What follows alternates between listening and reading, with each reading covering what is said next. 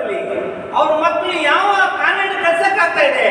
ಅದಕ್ಕೆ ನಾನು ಸರ್ಕಾರಕ್ಕೆ ಮನವಿ ಮಾಡ್ತಾ ಇದ್ದೀನಿ, ಈ ಅಧಿವೇಶನದಲ್ಲಿ ತೀವ್ರ ತಗೋಬೇಕು. ಏನಂದ್ರೆ ಎಲ್ಲ 22,000 ಜನ ಹೋಮ್ ಗಾರ್ಡ್ಸ್ ಮಕ್ಕಳಿಗೆ ಕಡ್ಡಾಯವಾಗಿ ಯಾವ ಕಾನ್ವೆಂಟ್ ಇರಲಿ, ಯಾವ ಪ್ರತಿಷ್ಠಿತ ಶಾಲೆಗೆ ಇರಲಿ, ಕಡ್ಡಾಯವಾಗಿ ಅವ್ರ ಮಕ್ಕಳಿಗೆ ಫ್ರೀ ಎಜುಕೇಶನ್ ಕೊಡಬೇಕು ಕಾನ್ವೆಂಟ್ ಅಲ್ಲಿ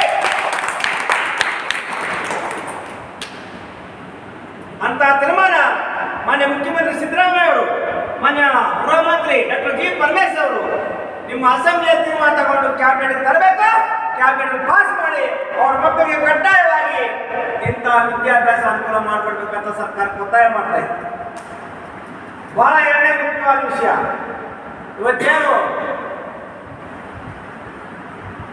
ಹಲವು ಹೋಮ್ ಗಾರ್ಡ್ಸ್ ಪೋಷಕರೇ ಛಲಾ ಬೆಳಗಾವಿಗೆ ನೀವೆಲ್ಲ ರೆಡಿ ಆಗ್ತಾ ಇದ್ದೀರಿ.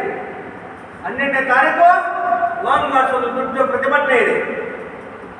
ನೀವು